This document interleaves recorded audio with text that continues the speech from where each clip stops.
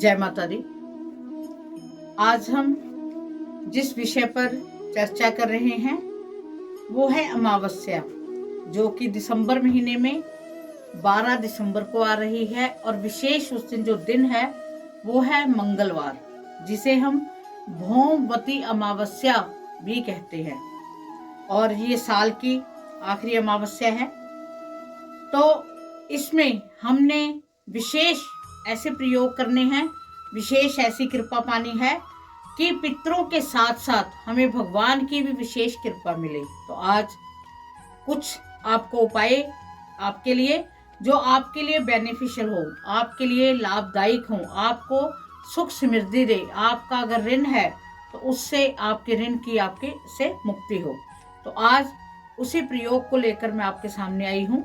देखो, जो अमावस्या है वो 12 दिसंबर को मॉर्निंग 6:24 से लेकर 13 को सुबह 5:01 तक है। तो 12 दिसंबर को ही अमावस्या मनाई जानी है। तो हमने उस अमावस्या पर पितरों के साथ साथ भगवान बजरंगबली जी का विशेष आशीर्वाद लेना है, क्योंकि मंगलवार होने की वजह से भगवान वीर हनुमान जी की विशेष कृपा लेने का ये वो मौका है जिसमें हमारे जो जो संकट हैं वो वीर बजरंगी उसको हरेंगे ही हरेंगे। और माँ जगदम्बा का मंगलवार का जो दिन है वो विशेष दिन है।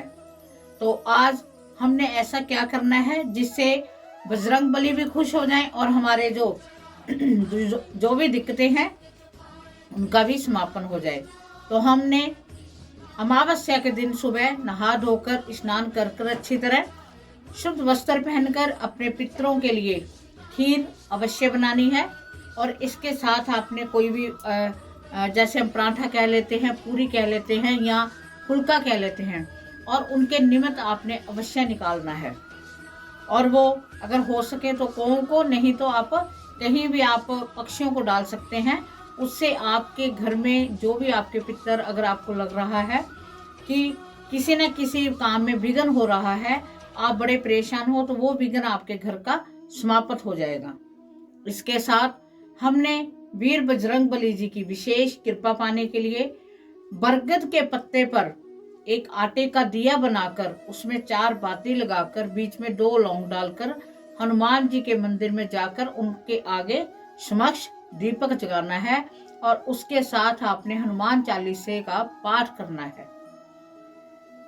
इसके साथ आपने पाठ करने के बाद में वहीं बैठकर उनसे प्रार्थना करनी है। आपकी जितनी भी श्रद्धा है, 1 रुपया, 2 रुपये, 5 रुपये, 100 रुपये, जितना आपको आपकी श्रद्धा है वो उनके आगे आपने माथा टेकना है और प्रार्थना करनी है कि आपकी जो भी समस्या है वो दूर हो जाए। जो कर्ज में फंसे हुए हैं उनके लिए ये भौमवती अमावस्या बड़ा शुभ दिन है आज का। तो आपने भौमवती अमावस्या पर अपने कर्ज निवारण हेतु आपने उसी दिन रात को आपने मंगलवार को अमावस्या है, सोमवार की रात आपने मसूर की दाल भिगो देनी है। और सुबह उठकर आपने उस दाल को हल्का सा बॉईल करके उसमें शक्कर डाल के रेड गाय को खिलानी है।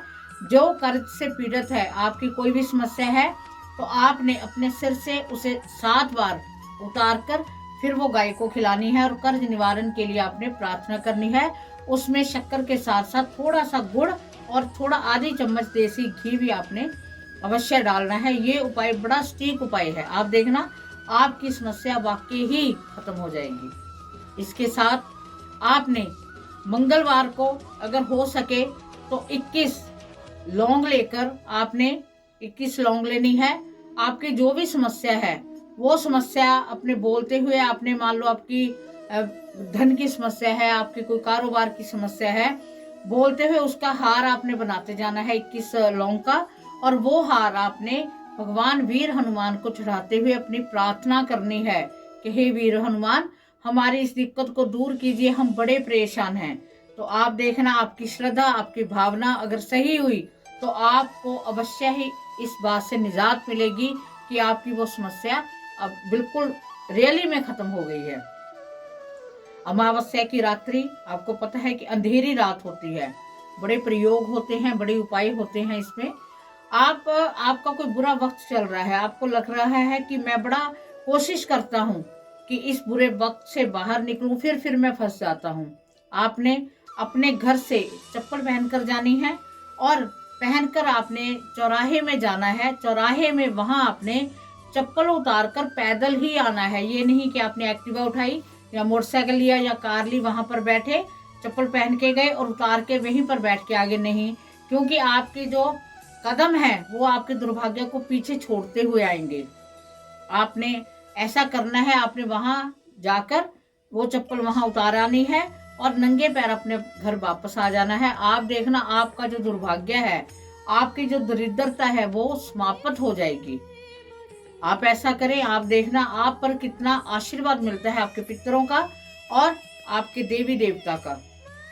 तो आपकी, अगर आपको लग रहा है कि आपका किसी ने बंधन कर दिया है, आप बंधन से बड़े परेशान हो कि इस बंधन से कैसे निजात पाए, तो मंगलवार के दिन ही आपने भगवान शिव के मंदिर में जाना है। वहां शिवलिंग पर आपने उनको दूध और जल, थोड़ा सा दूध और जल मतलब कच्ची लस्सी बनाकर उनको अर्पित करनी है। साथ में काले तिल अर्पण करने हैं और प्रार्थना करनी है कि हे भगवान शिव, मेरा जो मेरा मानसिक तनाव है वो दूर हो, मैं बहुत परेशान हूँ। वहां बैठकर प्रार्थना करने के बाद आपने वहां एक कपूर की टिक्की लेनी है, 2 लौंग जलाकर आपने प्रार्थना करते हुए उनको अर्पण करनी है। आप देखना आपकी वो समस्या अवश्य ही खत्म हो जाएगी।